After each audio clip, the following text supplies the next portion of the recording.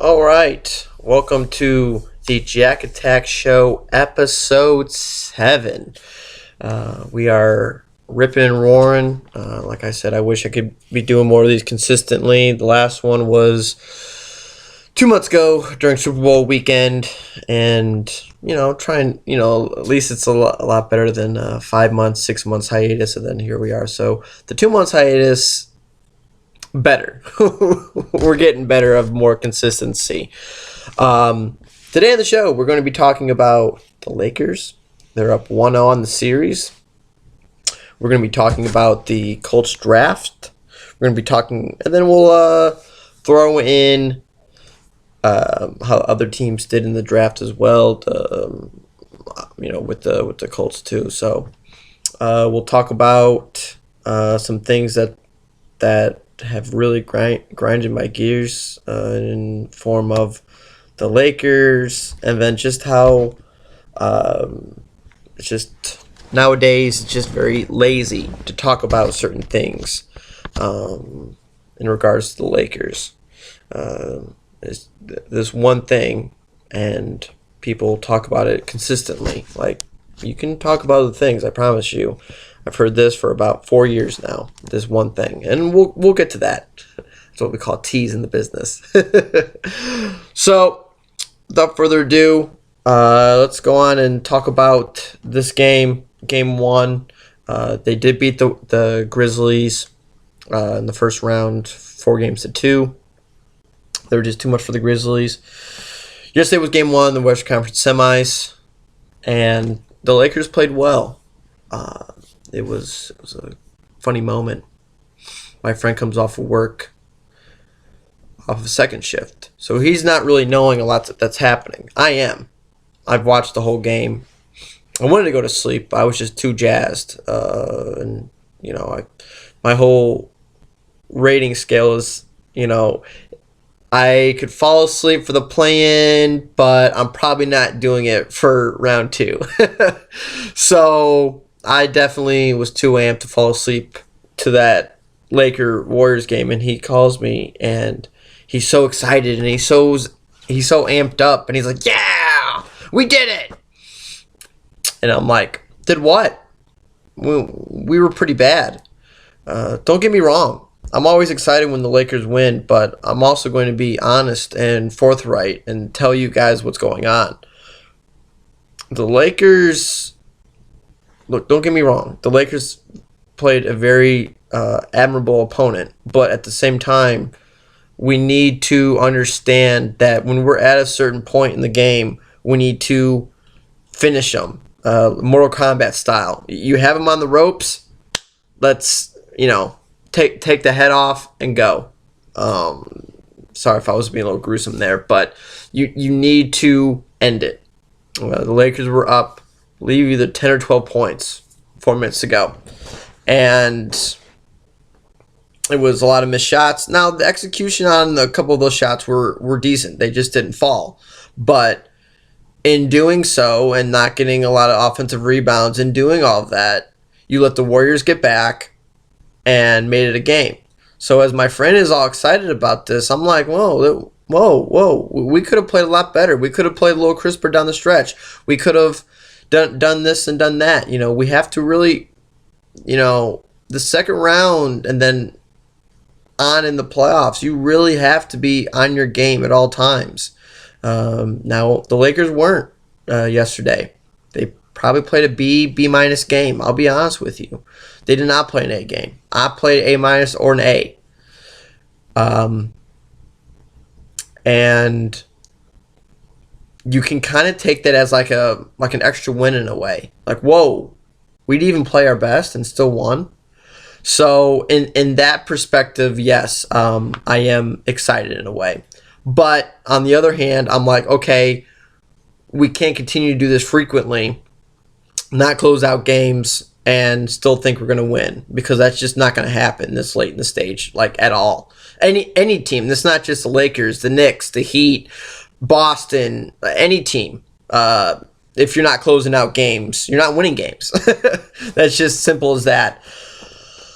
I I will be remiss, and this will go on to the tease I had to start the show, the thing I can't stand people bringing up for over 4 years with the Lakers. The AD performance was outstanding. 30 and 22. He was phenomenal. He was unbelievable, and he should do very well in this series going forward with the matchup with Looney. Now, the thing I can't stand, we had the tease there at the beginning of the show. I do not like when people always bring up, this begins and ends. It begins and ends with AD. It really does. Yeah, we're aware of that. We know. Like, there's nothing surprising here. Like, yeah, okay. Yeah, can you talk about how Beasley's pretty much been unplayable for a month and a half? Can you talk about how Russell probably shouldn't be playing in crunch time? Talk about how Rob Pelinka got robbed of the Executive of the Year. We'll go on that later. But it's just I don't want to say that sports take shows and podcasts have gotten lazy, but I do kind of want to say that. Because it's literally the same rhetoric. It's the same stuff. Time and time. Yeah, I get it. And being a fan of that team, it's just, I understand. I very much understand. I've heard the same stuff for years now. But I can't stand that. But moving on, the last thing on the Lakers. The Executive Year Award was given out today. The Kings GM won it.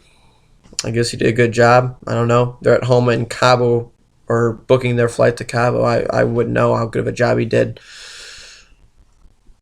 Apparently, when you haven't been in the playoffs for over 20 years, I guess that means something.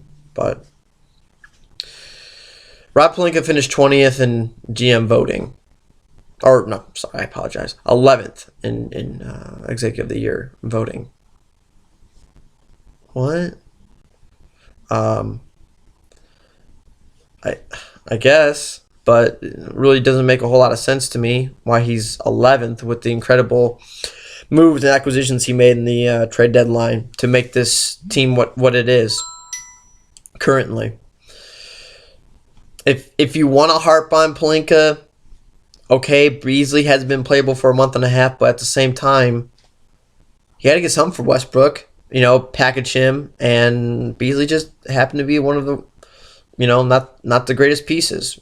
No chance for re-signing him, but in that, we also got Vanderbilt. We also separately got Rui Hachimura and D'Angelo Russell. So, yes, I understand. Malik has not been playing his best, but he's also, picked up winning Gabriel for cheap. Picked up Dennis Schroeder off the cheap this offseason. So he's done other things outside of the trade deadline stuff as well.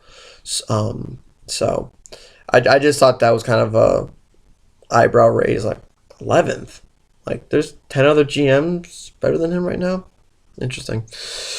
So there's that. There's your Lakers talk. And look, we made under 10 minutes on the Lakers talk. Great. What a win. So we're going to transition to the Colts. I was there in person with the fourth pick. It was kind of a shit show in Kansas City. They didn't really expect that many people to be there. Maybe they thought it was going to be some podunk jazz fest. It was not. There was quite a bit of people there. 250,000. It would be the count. I'll look it up right now, but I'm pretty sure it was a high amount of people, that showed up and people that came. Yeah, I mean 312,000 people came to the NFL. I mean, it was unbelievable the amount of people that came all those days. Yeah. So at the end of the day, I'm not going to harp on Kansas City for not being prepared. But at the same time, it is an NFL draft. So the Anthony Richardson. Now let's get on topic here. The Anthony Richardson piece of it. It was good. It was great, and here's why. He could flame out. He definitely could, but the way his character is, the way his demeanor is, the way his work ethic is, I don't really see that happening. Now, it definitely could happen. The whole narrative. Well, he didn't throw very well in Florida. Understandable, but you also need good wide receivers to, because those drops are still counted as incompletions. They don't dive deep in the incompletion percentage or the whether you drop it and it's right in the bucket, that's still going against the quarterback. People have to put that in perspective. So, the wide receiver class wasn't the greatest in Florida last year, and but it's also like I look at it like this. I don't think Anthony Richardson is Tim Tebow, and he's got a ways to go. He's super raw. Get ready, folks. I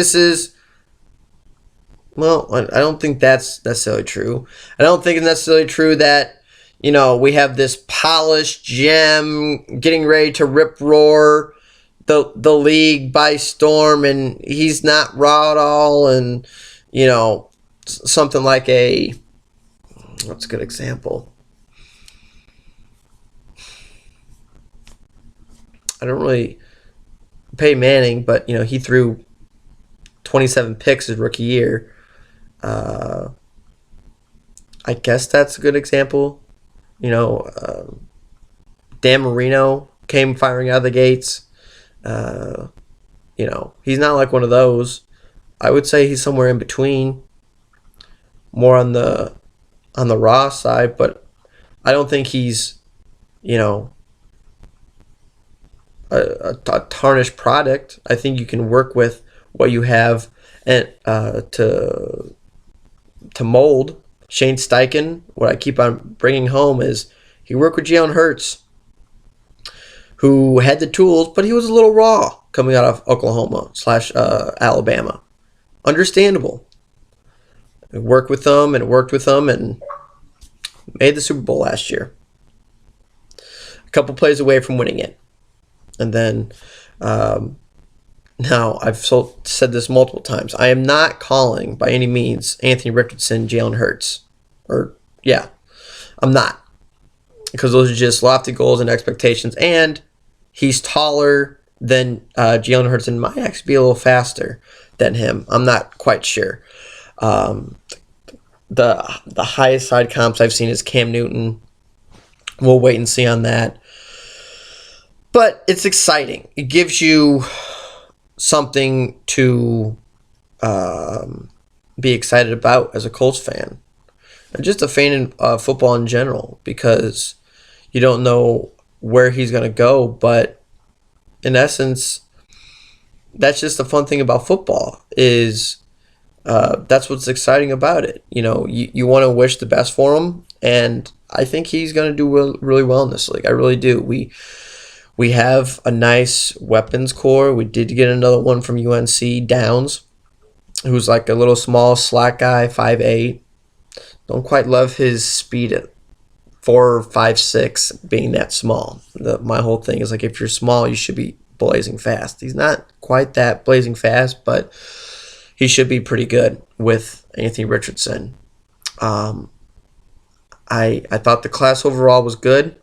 It was very good. Got corners. Got players on defense. It was a class where I'm like, oh, on paper, no, on paper. There's a lot of on paper. This could be right up there with the 2018 class. Now, a little refresher: 2018 class is considered one of the best classes in Colts history. I mean, it got Shaq Leonard, Quentin Nelson, Braden Smith. I mean, right there, you're like, holy cow. Hines, who's now on the Bills, which is whatever.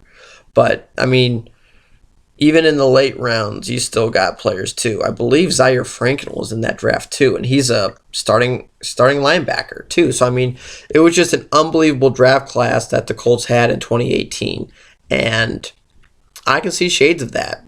I really do, because that is just one of the things that Ballard has been good at over the years, is drafting well. Braden Smith, Wilkins. Yeah, Zaire Franklin was their last round pick, and he's their starting linebacker in 2018. So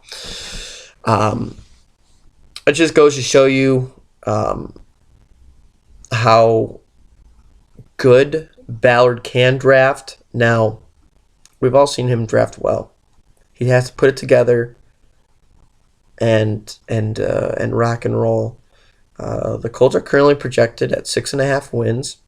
I'm staying away from that right now because I don't know what we're getting out of Richardson. I don't know what we're getting out of Minshew. It's just a lot of question marks. So it's like, it's going to be more exciting to see what we do for the future.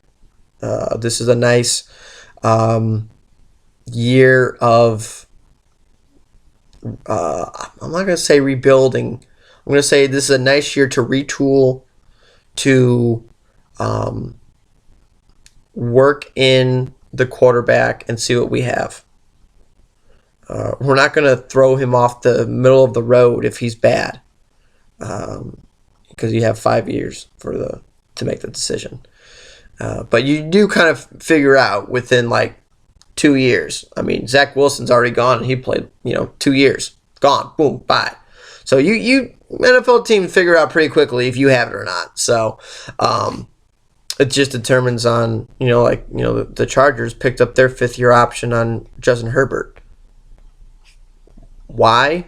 Because you want to use that extra year so you can build your roster. Is Herbert good enough to get paid now? 100%. But the Chargers are like, We'll hold on to this. We'll definitely pick up your option 100,000%, and we'll pay you the bag next year. And that's fine. Now, if we get to that point, great. That means we're doing well. I thought other teams did well too. Didn't really. Quick shout out to my dad's team. My dad's team did well. The Bears. They went on need, but when they went with need, they were impactful with the needs. They even got the wide receiver from Cincinnati, Tyler Scott. I was like, I was a little jealous with that pick, with how he got drafted. Because now you look at their wide receiver core, not calling it the Chiefs or anything or the Cowboys, but it's like, Tyler Scott, Darrell Mooney, DJ Moore. That's a pretty good, solid base there. And then you also got the running back as well. So I mean, you got some good pieces there. It's a good thing to look forward to in the NFL. And you got OTAs around the corner, training camp. Okay, it's a little distant, but you can kind of like see it around the horizon. The locals around here are getting more excited about the Indy 500 than anything else, and I don't blame them with it being the month of May. And it is May. This is May. I think that's their tagline or something like that. But this has been great. This has been incredible. This has been the Jack Attack Show, episode 7. I look forward to you for the episode 8, the Mamba edition of episode 8. We'll try to bang some of these out more consistently. Look at that. We're under 20 minutes. I'll talk to you later. Be well and be safe.